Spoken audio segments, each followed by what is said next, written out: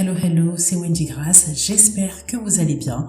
On se retrouve dans un nouvel épisode de Les Humains, le podcast qui parle de relations humaines, du cœur de l'homme et des sujets de société que personne ne veut aborder. Si tu découvres ce podcast, ajoute-le à ta bibliothèque pour ne manquer aucun épisode. Aujourd'hui, on parle des relations au travail et plus particulièrement de la question du lâcher-prise.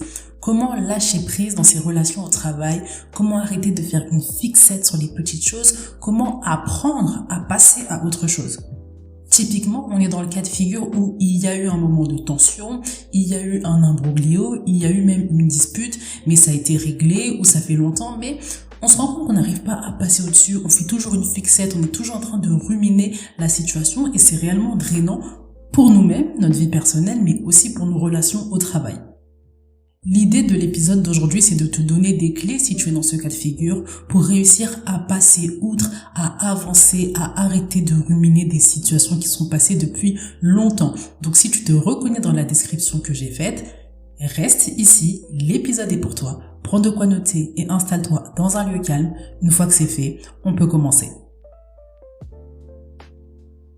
Avant d'entrer dans le vif du sujet, j'aimerais vraiment t'inviter à rejoindre la newsletter. C'est le lieu où il y a du contenu exclusif. C'est du contenu que tu retrouves nulle part ailleurs. Pas dans mon podcast, pas sur mes réseaux sociaux, pas dans mes articles de newsletter. C'est vraiment du contenu exclusif que j'ai commencé à enregistrer, qui va vraiment t'aider à avancer dans tes relations, qui va vraiment t'aider à débloquer des mentalités qui te bloquent en fait pour avancer.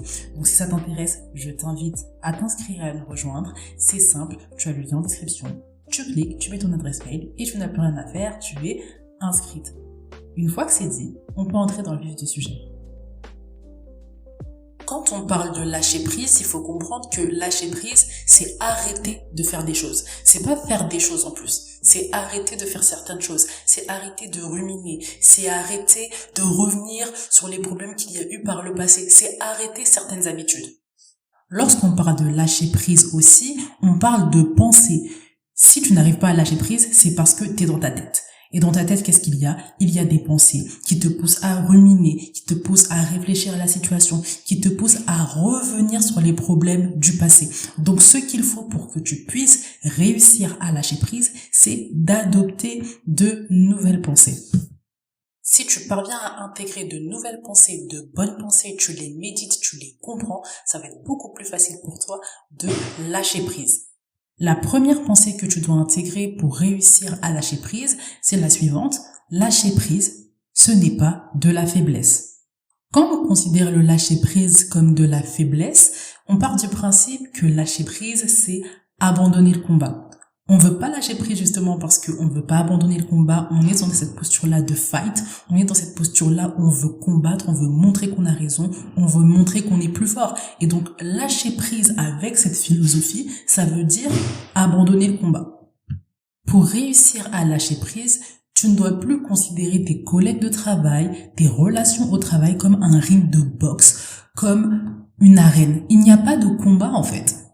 Et c'est pas parce que certains collègues de travail partent du principe que c'est la guerre, que toi, tu dois aussi accepter que c'est la guerre. T'as le droit, en fait, d'imposer aussi une dynamique, t'as le droit d'impulser quelque chose. T'es pas tout le temps en train de subir. Donc, même s'il y a l'excuse du non, mais ce collègue, il me fait la guerre, etc., t'es pas obligé.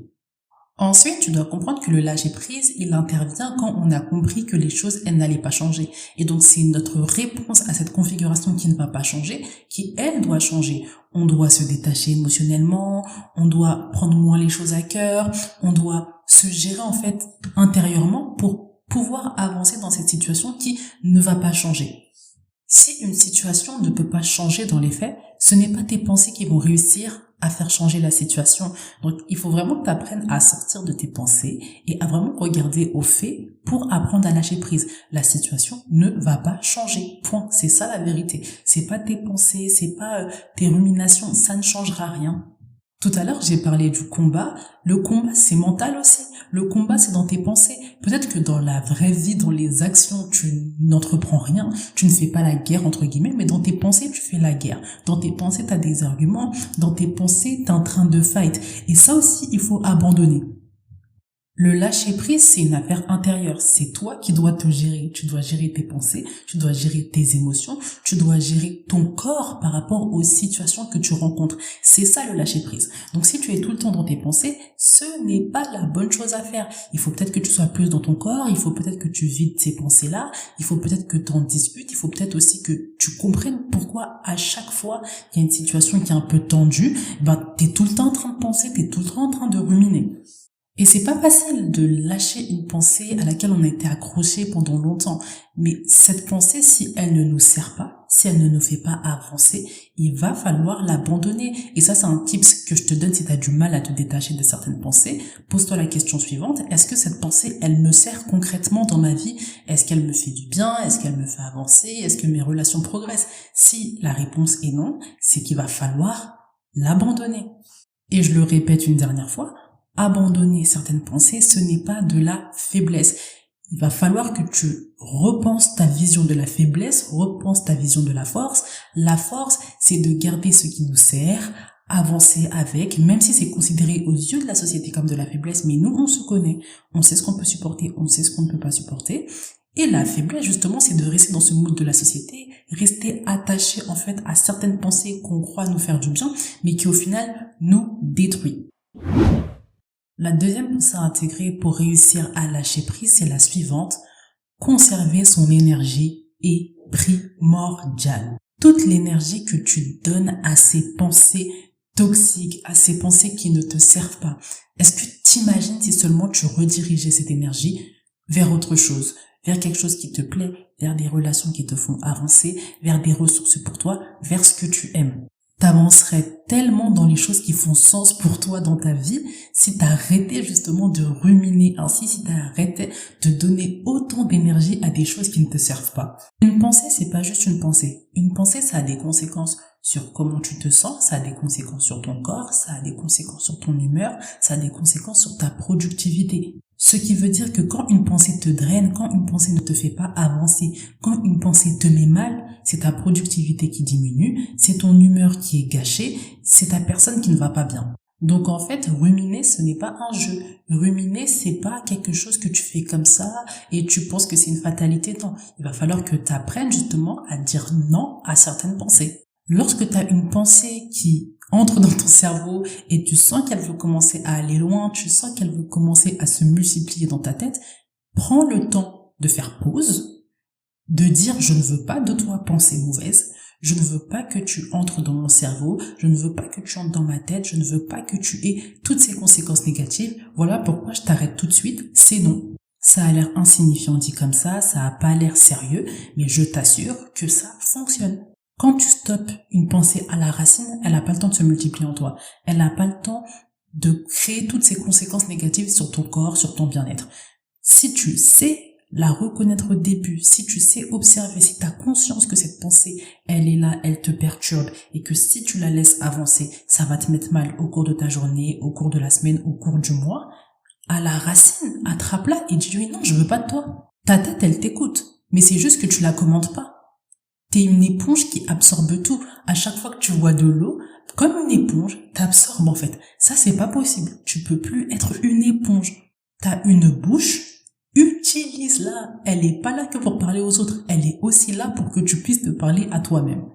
Un autre tips qui va prendre du temps à mettre en place, mais qui va vraiment t'aider, commence à avoir des activités, des relations importantes, une vie chargée en dehors du travail. Quand je te parle d'avoir une vie chargée en dehors du travail, ce n'est pas plonger dans les occupations jusqu'à mourir, jusqu'à ne plus avoir de temps pour toi, jusqu'à être mal dans ton corps, jusqu'à être fatigué, jusqu'à en mourir. Ce que je veux dire, c'est cultive la richesse en dehors de tes relations au travail. Comme ça, tu sauras que si tu perds ton énergie, si tu laisses tes pensées aller dans les choses qui ne vont pas te faire du bien, c'est directement tes autres relations que t'impactent, c'est d'autres humains que t'impactent. Et quand il y a d'autres humains en face, on se sent beaucoup plus responsable, on prend beaucoup plus d'action parce que les gens qu'on aime, on n'a pas envie de les blesser. Si t'as pas encore cette richesse relationnelle, ce n'est pas grave, mais pense à la construire petit à petit dès maintenant. Plus tu connais l'importance de ton énergie, plus tu sais à quel point elle te sert à avoir de belles relations, à avoir une vie riche en dehors de tes relations de travail, plus tu as une facilité à lâcher prise. Troisième pensée que tu dois intégrer pour lâcher prise au travail, c'est la suivante. Tout ne mérite pas d'être verbalisé, tout ne mérite pas d'être combattu. Cette pensée est en lien avec les deux précédentes, mais dans celle-ci en particulier, j'ai envie de te donner un autre tips, et ce tips, il va concerner le discernement. Pour savoir ce qui mérite d'être verbalisé et ce qui mérite d'être combattu, entre guillemets, tu dois avoir le discernement de ce qui est grave, vs ce qui ne l'est pas. Si tu apprends à faire la distinction entre ce qui est grave et ce qui ne l'est pas, tu vas savoir si tu dois parler, si tu dois combattre, si tu dois verbaliser ou si tu dois lâcher prise. Ce qui est grave, c'est quelque chose de violent, c'est quelque chose de nuisible, c'est quelque chose de blessant en elle-même. C'est le cas par exemple d'une insulte. C'est le cas par exemple d'un collègue qui te crie dessus. C'est le cas de mots brusques. C'est le cas de gestes qui sont déplacés. C'est le cas de coupures de paroles répétées. Un autre facteur important, c'est la répétition. Si c'est des choses qui sont répétées et qui nuisent à la relation, qui te font te sentir mal, c'est une entorse aux limites que tu poses, c'est une entorse au respect que tu attends, là, ça peut être considéré comme quelque chose de grave. À contrario, on peut considérer quelque chose de moins grave ou de pas grave, une chose qui est arrivée qu'une seule fois, d'une personne qui n'a pas l'habitude de se comporter comme ça, et de quelque chose qu'on peut facilement passer au-dessus. La chose est dans le passé, on avance aujourd'hui comme si de rien n'était, et il n'y a pas de problème qui se pose. Donc pour évaluer ce qui n'est pas grave, tu peux regarder à la fréquence de ce qui s'est passé qui a été problématique pour toi, comment ça s'est réglé, si ça s'est réglé, si ça ne s'est pas réglé, est-ce que la relation aujourd'hui, elle avance paisiblement, et quel est aussi le type de personne qui a fait ces choses minimes. En suivant ces pistes, tu vas avoir un ordre d'idées de ce que tu dois verbaliser et de ce que tu ne dois pas verbaliser, de ce que tu dois combattre, entre guillemets, j'aime pas ce terme, mais je l'emploie pour la facilité de compréhension, ce que tu dois combattre, vs ce que tu ne dois pas forcément combattre, ce qui ne mérite pas d'être combattu. Je vais te donner un exemple concret que j'ai vécu l'année dernière au travail. On préparait un événement avec une collègue de travail, une collègue d'un autre service, et il s'avère que une des personnes invitées à l'événement a oublié un document important, le document qui lui permettrait de valider en fait sa présence et son entrée à l'événement. Ce qui s'est passé, c'est que on a cherché du coup dans les documents qu'on avait, si on avait un document, c'était une pièce d'identité, si on avait une photocopie de pièce d'identité pour pouvoir bien attester que cette personne a été invitée, etc. On avait cette pièce d'identité, voilà. Et en fait, c'est un moment de stress. C'est un moment de stress parce que l'événement allait commencer, etc. La personne un peu en retard et tout. Enfin, voilà, c'est un moment de stress. Et dans ce moment de stress, j'ai cherché au mauvais endroit et du coup, j'ai fait perdre un peu du temps non seulement à l'événement, mais aussi à la personne qui était en train de patienter. Et à ce moment-là, ma collègue, elle m'a parlé un peu avec un ton un peu sec. Et c'était la première fois, en fait, que je l'entendais parler comme ça. J'ai été un petit peu piquée par ces mots, mais après coup, je me suis dit, c'est la première fois qu'elle me parle comme ça. On était dans un contexte bien particulier. Et suite à cet événement, elle ne m'a pas boudé, elle n'était pas dans son coin, bien au contraire, les choses étaient passées. Je me suis dit, bon, ça lui ressemble pas, c'est pas comme si elle faisait ça tout le temps, et c'est une personne qui est vraiment aimable, vraiment agréable, qui est toujours là en train de m'arranger quand il faut qu'elle m'arrange, entre guillemets.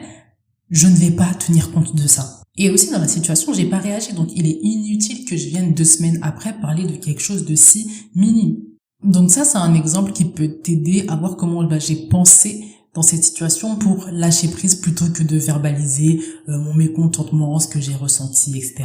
Et ça, c'est quelque chose que j'ai travaillé avec le temps. C'est pas une habilité naturelle parce que moi aussi, je suis de nature à un peu répondre à tout, à avoir du mal à lâcher prise, mais avec le temps, j'ai compris que ça ne me servait pas. Et donc, plus j'ai exercé mon discernement, plus je me suis posé les questions que je t'ai évoquées précédemment, plus j'ai réussi à discerner les situations qui méritaient que je verbalise, qui méritait que je combatte, et les situations qui méritaient juste que je lâche prise.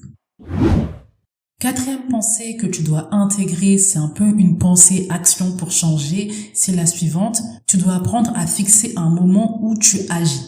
Tout au long de l'épisode, j'ai parlé du lâcher prise dans les configurations où tu dois effectivement lâcher prise. Mais il y a des configurations où tu dois pas lâcher prise. Tu dois verbaliser. Mais puisque tu ne verbalises pas, puisque tu ne fixes pas un moment, une limite où tu dois agir, ce qui se passe, c'est que tu n'agis pas et du coup, tu t'arrives pas à lâcher prise, t'arrives pas à abandonner tes pensées parce que t'es hanté par le fait que tu n'aies pas agi et donc t'essayes de régler cette situation dans ta tête, t'essayes de réfléchir au pourquoi du comment tu n'as pas agi et en fait ça te bouffe de l'énergie parce que t'aurais pas dû lâcher prise à ce moment-là, t'aurais dû parler. On en revient au point précédent, la question du discernement. Il y a des choses qui sont graves. Le discernement, ce n'est pas juste pour repérer les choses qui ne sont pas graves et qui méritent que tu lâches prise. Le discernement, il est aussi là pour que tu puisses repérer ce qui est grave et donc à ce moment-là, agir. Si tu n'arrives pas à agir quand tu dois agir, tu vas avoir du mal à lâcher prise parce que tes pensées, elles vont te hanter. Donc il va falloir que tu te fixes une limite. À partir de quel moment tu ne supportes pas certaines choses? À partir de quelle limite dépassée tu te sens dans l'obligation d'agir? Et dans cette réflexion, c'est pas une question de non mais j'ai peur, non mais il va se passer ceci, cela, c'est pas une question d'anticiper les conséquences. C'est juste une question de se poser des limites et ensuite de respecter cette limite-là sans penser aux peurs, etc.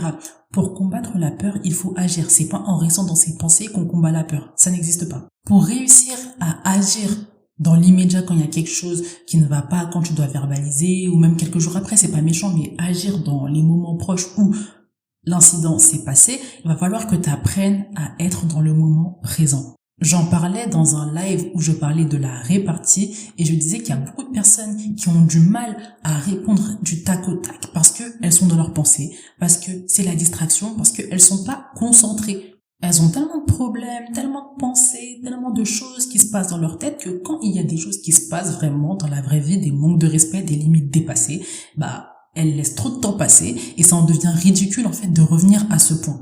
Apprends à être dans le moment présent en pratiquant des activités qui t'ancrent dans le moment présent. Le sport par exemple, si tu es concentré sur ton corps, ça te permet de plus être dans le moment présent, de pas être trop dispersé dans ta tête. La méditation également, la prière. La prière, c'est un temps de méditation, c'est un temps calme que tu passes avec Dieu, c'est un temps où tu reprends le contrôle un peu du moment présent dans un monde où on est tout le temps distrait, dans un monde où on ne veut plus qu'on réfléchisse. C'est des activités qui vont vraiment t'apprendre à vider ton cerveau, à vider toutes les pensées qui te prennent la tête, toutes ces pensées qui bougent un peu ta réflexion pour arriver dans les moments où c'est important à agir. Et je le répète, l'action ne demande pas de la réflexion. Si tu t'es fixé une limite, le moment où elle est dépassée, il faut agir, pas réfléchir aux conséquences, bidule chouette. Non, il faut agir. Dans mes épisodes de podcast précédents, je te donne les tips, les stratégies pour t'exprimer de manière intelligente, mais une fois que tu as ces tips dans la tête, te pose pas plus de questions, agis simplement. Et enfin, la 5e pensée que tu dois intégrer pour apprendre à lâcher prise, c'est la suivante.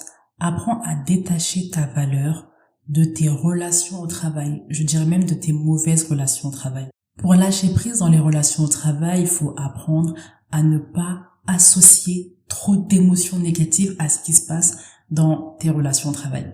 Ces émotions négatives, souvent, elles traduisent comment tu te perçois, comment tu perçois ta valeur par rapport à cet incident, par rapport à cette tension. T'arrives pas à lâcher prise parce que t'associes un sentiment de nullité à ce qui s'est passé. Tu te sens nul parce que t'as pas agi, tu te sens nul parce que justement t'arrives pas à lâcher prise, tu te sens nul parce que tu es trop émotionnellement impliqué. Il y a eu une tension et maintenant tu te sens beaucoup moins à l'aise, tu te sens beaucoup moins légitime pour faire des remarques, pour proposer des initiatives, tu veux commencer à te dépasser. Enfin, c'est toute une panoplie en fait d'émotions, j'ai pas du tout été exhaustive, mais tu sais de quoi je parle, c'est toute cette panoplie d'émotions que tu vas associer à ta valeur en relation avec la tension, avec l'imbroglio, avec l'incident qu'il y a eu. Pour apprendre à lâcher prise, il va falloir que tu apprennes à détacher ta valeur de tes relations au travail, des incidents, des tensions qu'il y a eu. Un incident, c'est un incident. Une tension, c'est une tension. Ça ne veut pas dire que tu es moins légitime. Ça ne veut pas dire que tu as moins de valeur. Ça ne veut pas dire que tu es moins une personne importante. Et c'est pas parce que tu as des faiblesses ou tu as des difficultés dans certains domaines relationnels que tu es nul, que tu n'as pas de qualité, que tu ne mérites pas d'être apprécié, que tu ne mérites pas d'être respecté. Et enfin, il va falloir que tu apprennes aussi à isoler les incidents et les tensions qui se passent. Ça fait 20 ans que tu es dans le monde du travail, c'est arrivé pendant 2 ans que tu aies des problèmes avec une collègue, c'est pas méchant, ça arrive, c'est les relations, ça peut arriver. Ça ne veut pas dire que tu es moins intelligente, ça ne veut pas dire que tu as moins de valeur, ça ne veut pas dire que tu es nul, ça ne veut pas dire toutes ces choses-là. Ça veut simplement dire que dans ce moment-là précis, tu as eu des difficultés et ça peut se régler. Et également, c'est pas parce que certains collègues ont une certaine attitude à ton égard que ça veut dire que tu en vaux moins la peine, que tu es moins une personne de valeur, que tu ne mérites pas d'être respecté. Et c'est pour ça que je conseille toujours d'avoir des relations qui se passent bien en dehors du travail pour qu'on ne puisse pas laisser le travail impacter en fait toute notre valeur. Donc si tu intègres, tu médites sur ce que je viens de te dire, qui est que tu as de la valeur en fait en dehors de tes relations de travail, indépendamment de ce qui se passe, ça va aller beaucoup mieux pour toi et tu vas réussir à lâcher prise plus facilement.